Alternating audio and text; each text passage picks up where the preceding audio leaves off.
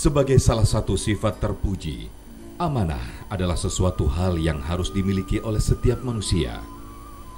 Namun pada kenyataannya, tidak semua manusia menjaga dan menjalankan amanahnya dengan baik. Layaknya kehidupan manusia, amanah adalah sesuatu yang harus terus dipupuk sehingga tumbuh indah dan disukai bagi yang menyaksikannya. Lantas, seberapa besarnya dampak dari kesalahan manusia yang tidak menjaga amanahnya dengan baik, terlebih kepada kepercayaan dan hubungan baik antar sesama manusia. Seperti kita ketahui, beban berat yang dipercayakan seseorang sekilas runtuh hanya karena mengikuti hawa nafsunya yang telah membisiki perasaannya untuk keluar dari tanggung jawabnya atau amanah yang telah diberikannya. Lantas bagaimana Islam melihat persoalan ini? Bukankah Islam mengajarkan bahwa tidak ada iman bagi orang yang tidak amanah dan tidak ada agama bagi orang yang tak berjanji? Ini berarti amanah adalah bagian dari keimanan, terlebih pengawasan Allah yang tidak lepas dari setiap hambanya pun terabaikan bagi mereka yang melanggar amanah. Simak ulasannya secara lengkap dalam kajian Ilmu Damai Indonesiaku siang ini. Selamat menyaksikan.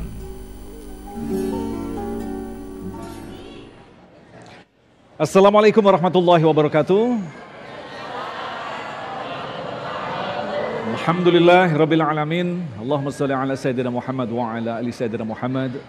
Puji syukur kepada Allah yang kembali mempertemukan kita dalam majelis Ilmu Damai Indonesiaku. Dan alhamdulillah kali ini kita bisa bersilaturahim untuk berbagi ilmu bersama guru-guru kita. Dan saat ini kita bersiaran secara langsung dari Masjid Besar Al-Mansyurun Al-Muqarrabun, Pasar Lama, Cilengsi. Pemirsa, telah hadir guru-guru yang kita cintai, Syekh Muhammad Jabir dan Ustadz Haikal Hazan. Dan sebelum kita akan mulai mengangkat satu tema yang sangat menarik sekali berkaitan dengan mewaspadai perilaku yang tidak amanah. Tentu saja di hari ini kita masih dalam suasana duka atas wafatnya guru yang kita cintai, yang juga sekaligus menjadi pemateri di acara Damai Indonesiaku, Kang Rashid. Dan kita akan sedikit berbincang-bincang sebelum kita masuk materi kepada guru-guru kita. Mungkin bisa dimulai dari Babe, apa yang bisa layak diteladani dari guru kita Kang Rashid, Babe? Ya, Ustadz, wabil khusus guru kita semua, Syekh Muhammad Jabir. Kang Rashid adalah orang yang sangat tawadhu, sangat santun, sangat sopan, sangat mengandalkan Allah Subhanahu wa taala. Ada satu kalimat beliau yang menjadi viral, yang diputarkan oleh Saling Sapa, itu diputarkan dan kemudian itu viral semua. Beliau berkata, jangan pernah mengandalkan kepintaran, mudah bagi Allah untuk mencabutnya. Jangan pernah mengandalkan kekayaan, mudah bagi Allah untuk menghilangkannya. Jangan pula mengandalkan pangkat dan jabatan, mudah bagi Allah untuk mencopotnya. Andelinlah Allah Subhanahu wa taala. Jalan keluar Allah kasih bukan karena kita pintar, bukan karena kita kuat, bukan karena kita pangkat, bukan karena kenal dengan siapapun. Jalan keluar Allah kasih justru karena buah daripada ketakwaan kita. Itulah salah satu kenangan yang menghujam ke dalam hati, nasihat dari almarhum Kang Rashid. Mohon izin saya menghubungi keluarga ya, karena mungkin ada yang ingin beliau sampaikan. Teh Leni ya, istri dari Kang Rashid dan keluarga. Ya. Mudah-mudahan bisa tersambung ya ini. Mudah-mudahan tersambung, kita sambil melihat kenangan kepada Kang Rashid yang kita sayangi, yang kita hormati berikut ini. Oke. Kang, ayo Kang, gimana Kang? Nih gimana kabarnya Kang? Sehat Kang? Nuhun Gusti Allah, berkat doa para guru di dalam Indonesia. Hatur nuhun. Terima kasih doanya saya bisa membersamai damai sekarang. Amin. Membersamai para ulama. Hatur nuhun doanya. Saya sehat alhamdulillah. Alhamdulillah. Jadi kalau yang isu yang sempat ramai soal jantung gimana tuh? Bener nggak tuh Kang? Karena jantung. Izin saya agak sedikit tekanan tinggi darah. Alhamdulillah sedang sehat. Mungkin keenakan makan. Punten nuhun doanya. Terima kasih tidak jantung. Terlalu bahagia. Terlalu bahagia Kang Rashid. Oke, Babe silakan Babe. Assalamualaikum Teh. Waalaikumsalam warahmatullahi wabarakatuh. Heleni, apa kabar? Semoga Allah selalu mentabahkan Teh Heleni dan keluarga. Iya, insya Allah. baru 2 minggu lalu. Baru 2 minggu lalu saya WA sama beliau, ternyata beliau berucap dan Teh Leni yang tulis WA ya katanya ya. Iya, hari itu menerima voice note dari Bapak Hekal, Akang yang tadinya terbaring di kasur. Itu dia bahagia sekali sampai menangis mendengar ketulusan doa dari Bapak Hekal. Kemudian menjadi booster buat Akang hari itu. Akang bahagia sekali sampai akhirnya dia minta keluar dari kamar dan duduk di ruang tengah. Allahu Akbar. Teh. Dan dia mendoakan Babe juga semangat mendengar doa dari Babe, semangat. Makasih ya Babe. Teh, kita semua saksi bahwa Kang Rashid itu adalah orang baik. Apakah kita semua menyaksikan Kang Rashid orang baik? Apakah kita menyaksikan Kang Rashid orang baik? Semua menyaksikan Kang Rashid adalah orang baik. Dan semua mendoakan semoga Allah ampuni sebersih-bersihnya dosa kalau ada daripada Kang Rashid. Dan Allah tempatkan Kang Rashid ke tempat yang sangat terpuji. Amin ya Allah. Dan kita semua berjanji akan menjalankan nasihat-nasihat dari Kang Rashid. Amin. Amin ya Rabb, kabul ya Rabb. Amin ya Allah ya Rabbal Alamin. Teh, izinkan ini ada Muhammad Jabir akan membacakan suratul Fatihah yang kami semua satu masjid ini ikhlas untuk menyerah untuk kepada Kang Rashid pahalanya. Tafadhal ya Syekh. Sudah tutup aja. Bismillah, mari kita sama-sama baca suratul Fatihah. Kita kirimkan kepada guru kita Kang Rashid. Semoga ya Rabb diterima oleh Allah Subhanahu wa taala. Al-Fatihah. Bismillahirrahmanirrahim. Alhamdulillahi rabbil alamin. Ar-Rahmanir Rahim. Maliki yaumiddin. Iyyaka na'budu wa iyyaka nasta'in. اهدنا الصراط المستقيم صراط الذين أنعمت عليهم غير المغضوب عليهم ولا الضالين آمين. اللهم بحق الفاتحة وبكرامة الفاتحة وبسر الفاتحة وبالمعجزة الفاتحة افتح له أبواب الخير واجعله من أهل الخير. آمين. أخرجه من الظلمات إلى النور. آمين. وادخله جنة مع الأبرار. آمين. إلى آخرنا Kang Rashid ya Allah مع Rasulullah sallallahu alaihi wasallam. Kabul. Amin. Amin. Kabul ya Rabb. Baik. Ya Teh, kita semua mendoakan ya Teh, biar sabar Teh insyaallah. Kang Rashid itu. Assalamualaikum warahmatullahi wabarakatuh. Waalaikumsalam warahmatullahi wabarakatuh. Terima kasih Teh Leni yang telah menyempatkan waktu untuk bisa berbincang-bincang dengan kita. Kita semua menyayangi guru yang kita cintai Kang Rashid. Mudah-mudahan Allah tentu saja akan membersihkan dosa-dosanya. Selanjutnya kita akan dengarkan satu paparan yang tentu saja nanti akan disampaikan oleh Babe berkaitan dengan waspadai perilaku yang tidak amanah. Tentunya masih bersama kami Damai Nusaku yang dipersembahkan oleh Sarung Wadimor, tentu sarung kita.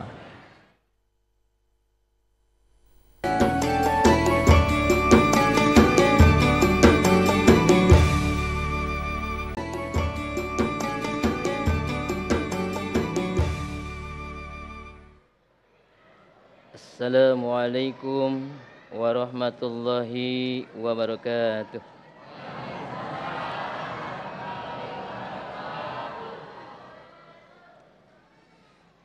A'udzu billahi minasy syaithanir rajim.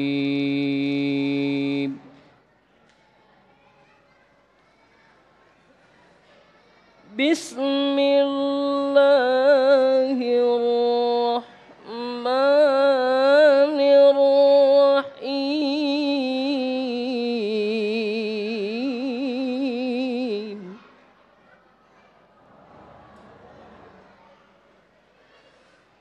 Inna Allaha ya'murukum an tu'addul amanati ila ahliha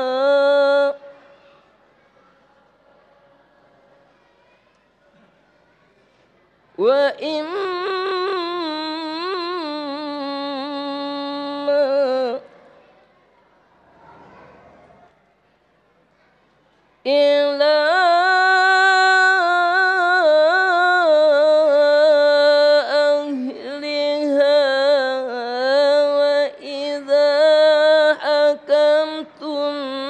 بين الناس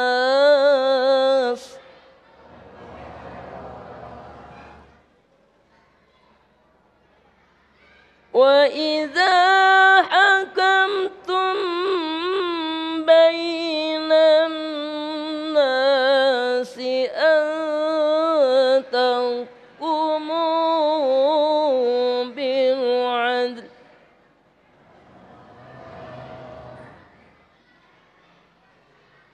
إن الله نعم ما يعظكم به إن الله كان سميعا بصيرا إن الله كان سميعا بصيرا صدق الله العظيم. Assalamualaikum warahmatullahi wabarakatuh. Waalaikumsalam warahmatullahi wabarakatuh. Baik pemirsa, terima kasih Anda masih bersama kami Damir Saku yang mengangkat tema tentang amanah. Nah, sebelum kita masuk lebih dalam lagi tentang bagaimanakah sosok manusia yang disebut dengan manusia yang beramanah, kita akan cermati apa sesungguhnya makna daripada amanah, satu sifat terpuji yang dimiliki oleh Rasulullah SAW. Silakan, Babe.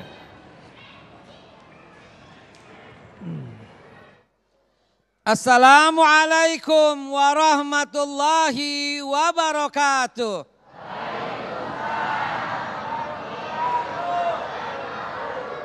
Alhamdulillahi rabbil alamin. Wassalatu wassalamu ala rasulillahi nabiyil karim. Wa ala alihi wa sahbihi ajma'in amma ba'du.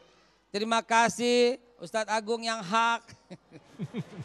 Dan mohon izin Tuan Guru Syekh Muhammad Jabir dan semua masyarakat Cilengsi yang mempercayai kami berada di sini. Itulah topik kita, menjadi orang yang dipercaya. Saya berdiri di sini karena dipercaya sama Mas Agung. Mas Agung ada di situ karena dipercaya oleh TV One. Kita diterima di sini karena dipercaya oleh ada Pak Babinsanya, ada Pak Polrinya. Semua karena dipercaya. Presiden jadi presiden karena dipercaya oleh sebagian besar rakyat. Si bapak itu jadi menteri karena dipercaya oleh presiden. Yang paling dipercaya sama Pak Lurah jadi apa? Jadi sekretaris lurah. Yang dipercaya sama Pak Camat jadi siapa? Sekretaris camat. Yang dipercaya sama Pak RT jadi siapa? Bu RT. Jadi semua itu jabatan apapun karena dipercaya. Dan itulah makna daripada amanah. Begitu dia sia-siakan maka akan dicabut kembali.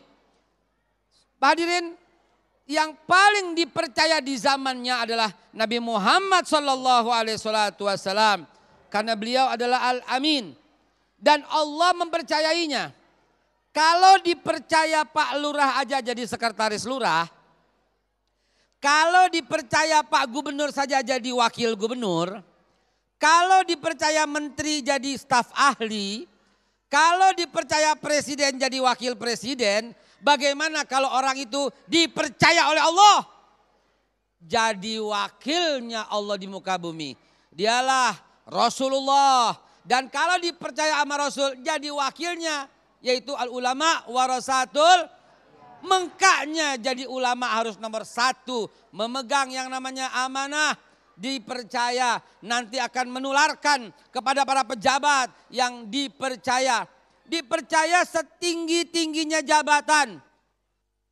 Yang udah menikah, kenapa bisa menikah? Karena dipercaya oleh mertua. Kalau nggak percaya nggak dikasih tuh anak, betul apa tidak? Semua karena dipercaya, tapi jangan lupa dipercaya adalah sebuah proses, bukan ujuk-ujuk. Dipercaya itu level tertinggi. Sebelum dipercaya mesti disukai. Sebelum disukai mesti diterima. Sebelum diterima mesti dikenal. Jadi kalau mau jadi orang yang dipercaya, dikenal dulu. Dikenal baik. Tapi dikenal doang belum tentu hebat. Ada orang dikenal pelit. Dikenal maling. Dikenal bau di kantor. Nah itu gak enak. Dikenal baik dulu. Bagaimana caranya supaya dikenal baik? Tampillah baik. Kenalkan dirimu. Biar orang kenal siapa dirimu. Tapi naikin lagi derajatnya. Bukan cuma dikenal. Naik lagi menjadi diterima. Kalau diterima berarti kehadiran kita membawa manfaat. Jadi diterima. Kehadiran kita membawa berkat. Kehadiran kita wangi di sekeliling kita. Kehadiran kita akhirnya bisa mensedekahkan orang di sekitar kita. Itu diterima kehadirannya. Belum cukup. Belum mencapai level tertinggi. Setelah diterima naikin lagi menjadi disukai. Nah disukai ini levelnya langsung memberi manfaat kepada orang di sekitarnya. Bagaimana caranya diterima tadi? Tampil bersih, tampil wangi, tampil senyum, jadi diterima. Naikin lagi sedikit jadi disukai. Bagaimana caranya disukai? Ngasih sedekah, ngasih senyum, menawarkan bantuan, menawarkan pertolongan. Itu disukai. Lalu bagaimana level yang tertinggi? Otomatis orang yang dikenal, orang yang diterima, orang yang disukai, otomatis jadi orang yang dipercaya. Ini bekal untuk kehidupan. Bahkan untuk urusan menikah saja. Pertama ngapain dulu? Kenalan. Sebelum dipercaya sama mertua, sebelum dipercaya sama calon istri, dikenal dulu, kenalan dulu, kita kenal baik. Lalu supaya kita diterima, kita wangi, kita bersih. Betul? Kita indah, senyumnya ngangenin. Jadi diterima. Supaya disukai, datang ke rumah mertua bawa teng-tengan. Zaman dulu bawa kue pancong. Zaman sekarang bawa martabak.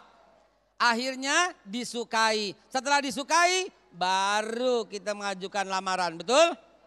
Lakukan itu dalam kehidupan. Lakukan itu dalam ibadah. Lakukan itu kepada siapapun. Lakukan itu di kantor. Lakukan itu kepada atasan. Lakukan kepada bawahan. Lakukan kepada orang tua. Lakukan kepada anak. Niscaya kau akan jadi orang yang dipercaya. Supaya anak percaya. Supaya anak kita percaya sama kita. Bersihlah di depan anak.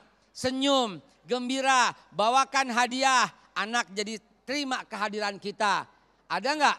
Kalau orang tua pulang anaknya berkata, iya bapak pakai pulang lagi. Ada enggak? Ada tidak? Boro-boro jadi orang yang dipercaya sama anaknya. Maka ketika ayahnya berkata, nak sholat, iya. Nak sholat, iya. Dia enggak percaya dengan omongan ayahnya. Karena ayahnya yang membawa suasana seperti itu. Kalau ayah yang baik, ibu yang baik, dia akan tampil menggembirakan anak sehingga anak menerima kehadirannya. Lalu dipeluk, lalu dicium dengan kasih sayang sehingga anak suka padanya. Ketika suka, kita sholat yuk. Yuk, itu orang tua yang dipercaya. Begitu juga dalam kehidupan. Di kantor juga begitu. Ada anak baru masuk kantor. Dia pasti akan mengenalkan dirinya. Halo Pak, saya bagian HRD, saya karyawan baru di sini. Sebagian keuangan, saya karyawan baru. Saya karyawan baru, dia dikenal. Habis dikenal, besokannya diterima.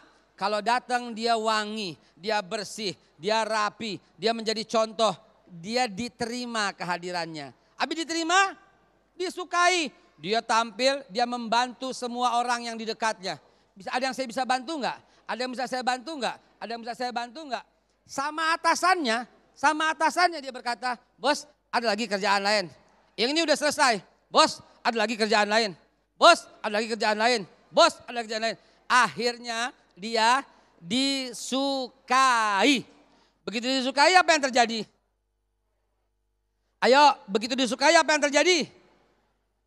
dipercaya. Dia dikasih jabatan dari sales jadi supervisor, dari supervisor jadi manajer. Kenapa? Dipercaya.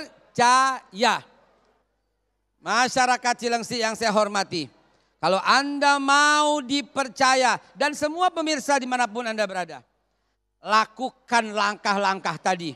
Nabi dikenal pertama kali. Oh, dia seorang anak yang tough, anak yang kuat, anak yang rajin, anak yang penggembala, anak daripada Abdullah, cucu daripada Abdul Muthalib, dikenal. Lalu Nabi itu orangnya diterima. Kenapa? Karena beliau bersih, beliau mencontohkan kebaikan, diterima. Masyarakat Quraisy menerima Nabi. Lalu kemudian Nabi menjadi orang yang sangat kaya raya di usianya 25 tahun. Dia dipercaya membawa barang dagangannya yang mulia Khadijah, membawa barang-barang Abu Thalib, Abu Jahal, barang-barang Abu Bakar Siddiq, dipercaya dan beliau menjadi orang yang sangat terpandang. Orang-orang kalau mau keluar kota, titip barangnya di rumah Nabi. Namanya artinya Nabi itu apa? Dipercaya. Dan semakin tinggi tingkat kepercayaan orang. Dan Allah pun mempercayai Nabi. Al-Amin kemudian diangkat menjadi Rasulullah Sallallahu Alaihi Wasallam. Itulah teladan kita. Ini yang mesti kita pahami dari sebuah kata-kata dipercaya. Tetapi ingat, orang yang dipercaya sesaat, lalu kemudian dia mengabaikan itu, akan dicopot oleh Allah Subhanahu wa taala, akan diturunkan oleh Allah Subhanahu wa taala. Pak, Bapak saya percaya, saya hadiahi kopiah saya untuk Bapak. Tapi Bapak tidak dipercaya. Bapak buat topinya buat lap sepatu. Apa yang saya lakukan? Tidak boleh. Bawa sini. Saya ambil lagi topinya. Saya berikan kepada orang yang benar, yang bisa taruh di kepalanya dengan benar dan baik. Betul? Allah juga begitu. Begitu dapat kepercayaan, dia khianat. Dia abaikan, dicopot oleh Allah Subhanahu wa taala. Maka dari itu, kepada para pejabat pun demikian. Ketika tidak dipercaya, maka tunggulah Allah akan cabut kepercayaan itu. Maka jadilah roda yang berputar. Semakin ikhlas kita akan dapat kepercayaan lagi dari Allah Subhanahu wa taala. Kita doakan ini. Doakan semoga para pemimpin-pemimpin kita menjadi orang-orang yang amanah. Menjadi orang-orang yang dipercaya. Karena kalau mereka dipercaya, maka jadilah negeri kita baldatun thayyibatun warabun ghafur.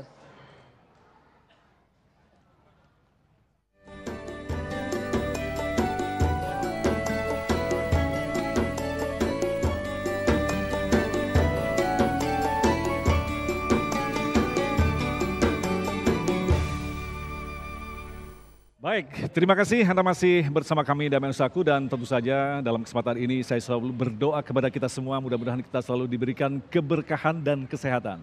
Nah pemirsa Damai Nusaku, berbicara tentang kesehatan, saya selalu menggunakan produk minyak herba Wahid.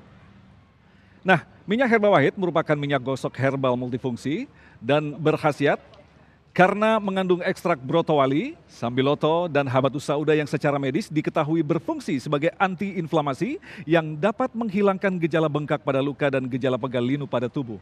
Pemirsa, minyak herba Wahid ini multifungsi, cocok digunakan untuk pijat urut, hingga luka memar, luka bengkak, luka bakar, luka digigit serangga, dan dibalur jika perut kembung, masuk angin, dan pegal linu. Nah, kalau keseleo atau encok, tinggal digosok, dan bahkan cocok untuk anak dibalur ke seluruh tubuh saat batuk, pilek maupun demam. Alhamdulillah. Silakan Bunda. Masya Allah. Bunda Siswati. Assalamualaikum. Waalaikumsalam. Iya. Apa kabar Bunda? Alhamdulillah. Wah, Bunda udah pegang minyak herba Wahid nih. Iya, Nah, bisa berbagi apa saja nih manfaatnya? Ini saya sudah pakai minyak but-but dan memang berkhasiat. Waktu itu saya pernah jatuh dari motor. Terus sudah ditolong, dibawa pulang. Okay. Alhamdulillah nih diurut pakai minyak but Wow, ini. luar biasa. alhamdulillah rasa bengkak saya alhamdulillah berkurang. Iya, terus di rumah juga saya biasa diurut di suami saya. Apalagi ketika luka bakar, tinggal digosokkan.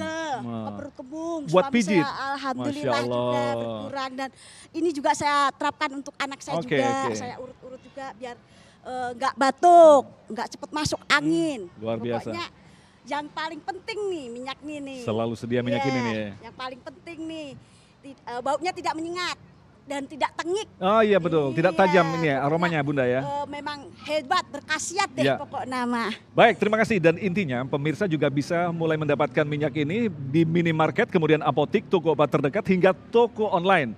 Jadi selalu sedia minyak Herba Wahid di rumah, minyak gosok herbal multifungsi insya Allah bermanfaat. Sekali lagi, jika Anda sudah mulai merasa sakit, tentu saja sediakan langsung minyak Herba Wahid pertolongan pertama pada penyakit. Kita akan kembali selepas pesan-pesan berikut ini. Tetaplah bersama kami, Damai Indonesiaku.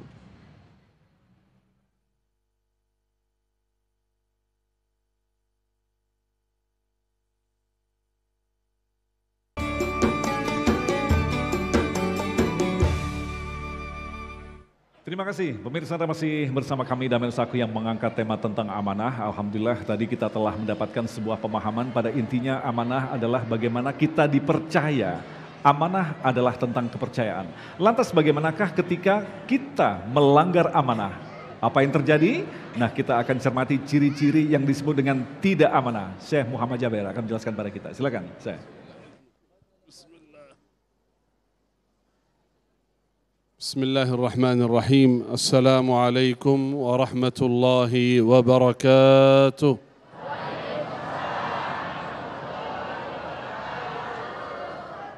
Yang kami hormati, kami muliakan guru kami Ustadzuna Al-Habib Haikal Hasan, Ustadz Agun Izul Haq, seluruh jamaah dan pemirsa TV1 Damai Indonesiaku dimanapun berada.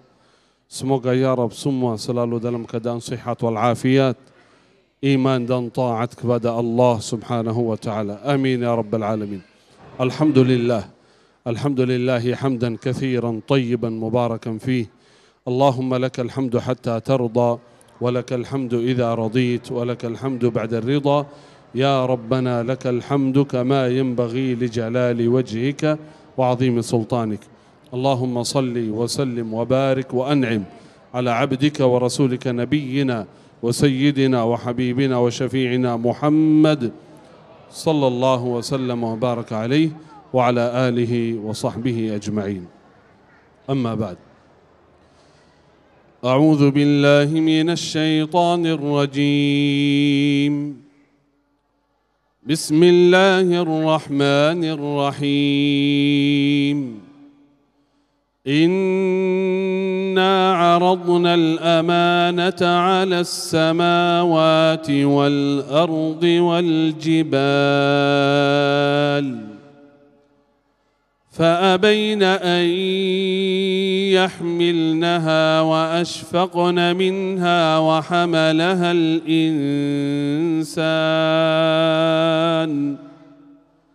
إنه كان ظلوما جهولا. صدق الله العظيم. Allah berfirman dalam Al-Quran, Inna aradna al-amanata ala samawat. Kami menawarkan amanah kepada langit, wal ard, bumi, wal jibal, gunung-gunung. Fa'abaina an yahmilnaha. Mereka merasa berat. Mereka menolak, tidak mau menerima amanah tersebut. Wa hamalaha al-insan. Tapi manusia langsung siap menerima amanah. Innahu kana zaluman jahula. Sesungguhnya manusia itu, insan itu amat zalim dan amat bodoh. Berarti sifat manusia itu sebenarnya, sifat manusia suka menzalimi, itu sifat. Sifat manusia bodoh. Tapi sebagaimana orang mukmin yang berusaha mengatur sifat itu. Ketika diberikan amanah oleh Allah, dia berusaha mengikuti aturan Allah Subhanahu wa taala menjaga amanah yang diberikan oleh Allah Subhanahu wa taala. Sebelum saya mulai mengenai sifat amanah itu, ya, sifat amanah bukan hanya bagi siapa saja yang diberikan kekuasaan, tetapi setiap orang yang diberikan kekuasaan, tanggung jawab